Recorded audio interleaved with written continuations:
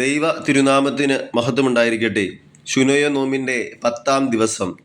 പുറപ്പാട് പുസ്തകം 3-ാം അധ്യായം 2 മുതൽ 5 വരെയുള്ള വേദഭാഗങ്ങൾ നമ്മൾ നോക്കുമ്പോൾ മോശ കണ്ട കത്തുന്ന മുൾപടർപ്പിൻ്റെ അത്ഭുതകരമായ ദർശനമാണ് കാണുന്നത്.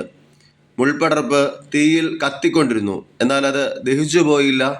ഈ അത്ഭുതം കണ്ട മോശ അതിൻ്റെ അടുക്കിലേക്ക് ചെന്നപ്പോൾ ദൈവത്തിൻ്റെ സാന്നിധ്യം അവിടെ വെളിപ്പെട്ടു. നമ്മുടെ സഭാ പാരമ്പര്യത്തിൽ ഈ കത്തുന്ന മുൾപടർപ്പിനെ പരിശുദ്ധ ദൈവമാതാവിൻ്റെ ഒരു മുൻനിഴലായി ധ്യാനിക്കുന്നു.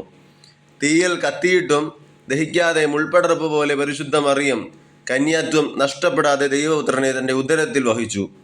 അവളിൽ ദൈവത്തിൻ്റെ സാന്നിധ്യം അത്ഭുതകരമായി വെളിപ്പെട്ടു. മുൾപടർപ്പിനെ തീ നശിപ്പിച്ചില്ല, അതുപോലെ ദൈവകൃപ മറിയത്തിൻ്റെ വിശുദ്ധിയെയും നശിപ്പിച്ചില്ല.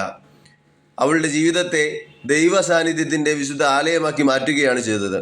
ദൈവം മനുഷ്യരോടൊപ്പം വസിക്കാൻ വന്ന മഹത്തായ രഹസ്യത്തിൻ്റെ സാക്ഷിയായി പരിശുദ്ധ മറിയം മാറുകയാണ്. കത്തുന്ന മുൾപടർപ്പ് മോശയോട് ഒരു കാര്യം കൂടി പഠിപ്പിക്കുകയാണ്. ദൈവ സാന്നിധ്യമുള്ള സ്ഥലം വിശുദ്ധമാണ്. അതുകൊണ്ടാണ് ദൈവം മോശയോട് ചെരുപ്പഴിക്കാൻ ആവശ്യപ്പെട്ടത്. ഇന്ന് നമ്മുടെ ഹൃദയവും ദൈവ സാന്നിധ്യത്തിൻ്റെ ആലയമാകണം.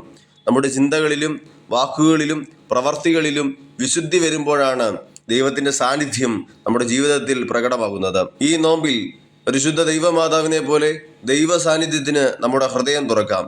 ദൈവകൃപയിൽ നിറഞ്ഞ് മറ്റുള്ളവർക്ക് ദൈവസ്നേഹത്തിൻ്റെ പ്രകാശം പകരുന്ന ജീവിതമായി തീരുവാൻ ഓരോരുത്തർക്കും കഴിയട്ടെ എന്ന് ആത്മാർത്ഥമായിട്ട് പ്രാർത്ഥിക്കുന്നു.